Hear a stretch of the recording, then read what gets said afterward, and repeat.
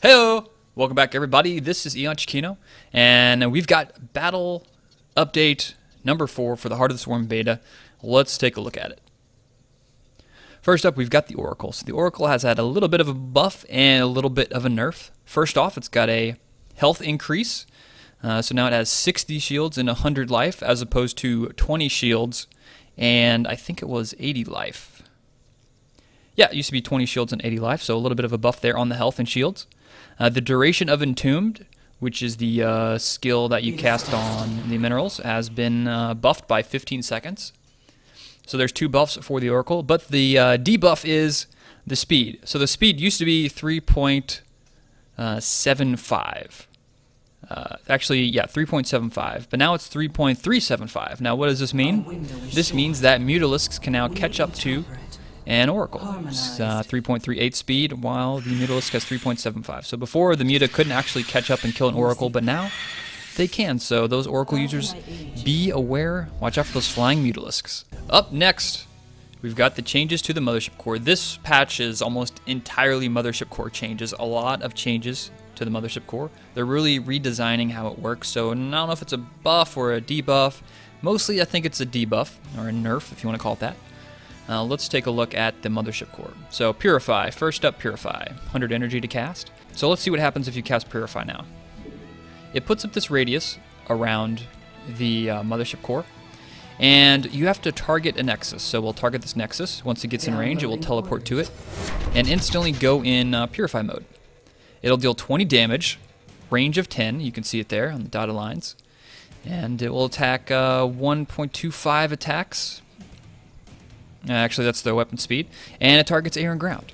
So you can no longer be aggressive with the Mothership Core. No longer aggressive Mothership Core antics can ensue. More of a defensive purpose. So that's how Purify works now, and it lasts until you want to stop it. So you can just have your Nexus be a permanent 20 damage cannon.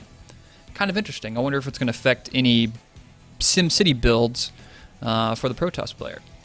And if you want to cancel it, of course, you just hit escape, and it goes through a timer, 2 seconds, and then it's done.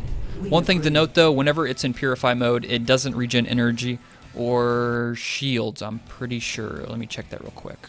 Unable to cast abilities and regenerate. Okay, so it does regenerate shields, but you can't cast other abilities or regenerate energy. So those are the changes to Purify. Up next, we've got the changes to Recall. Recall has the following changes. Recall is now a simple cast and click ability on a player's Nexus. Once cast, the Mothership Core and every friendly unit within a 7 range radius to the core will be recalled to the Nexus. So let's give this a shot. Let's get some Zealots in here.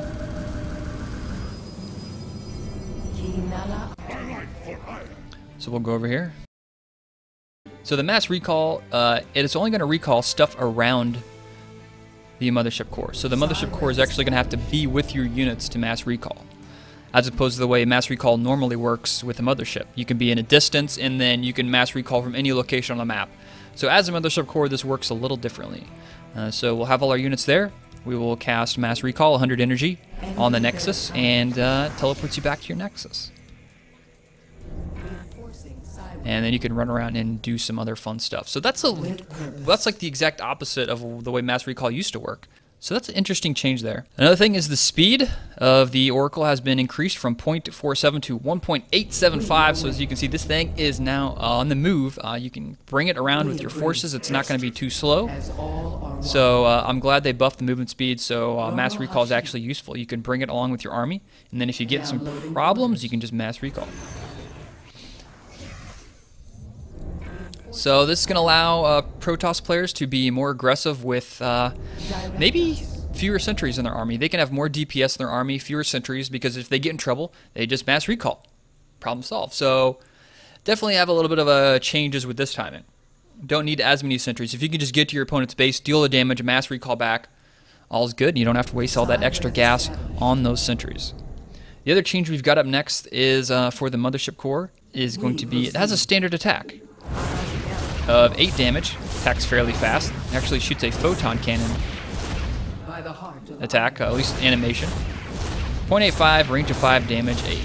Doesn't do that much damage, but I guess it's nice to have just a passive attack for the Mothership Core. And the cost of the Mothership has increased from 50-50 to 100-100, so just a little bit more cost effective, but I really like the changes they made to the Mothership Core. This really kind of brings it back into the role in the army that Protoss, or actually I think the developers wanted it to have all along. They didn't really want the Mothership Core to be super aggressive. Now it's more of a defensive unit with the ability to pull units back.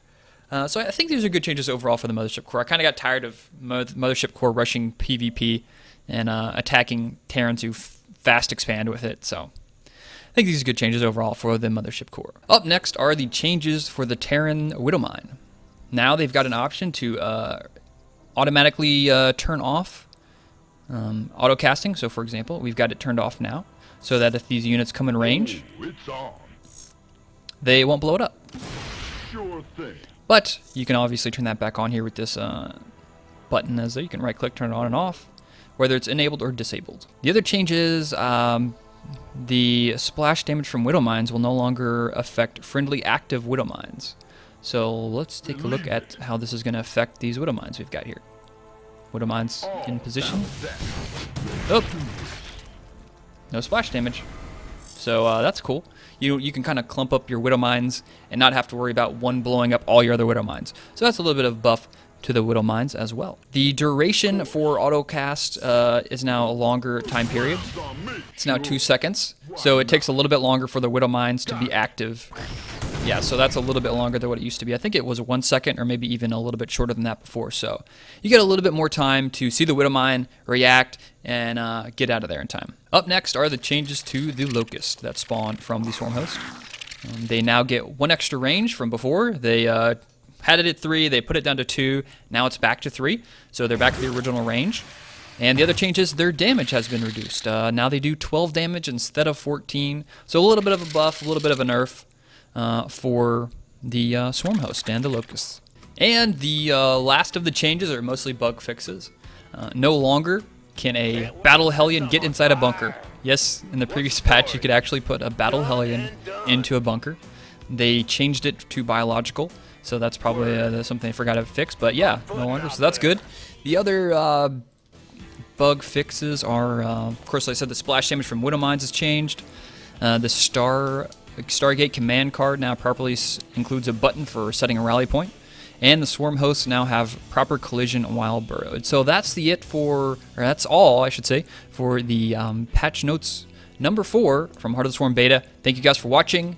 Make sure to subscribe, comment, like. See you later.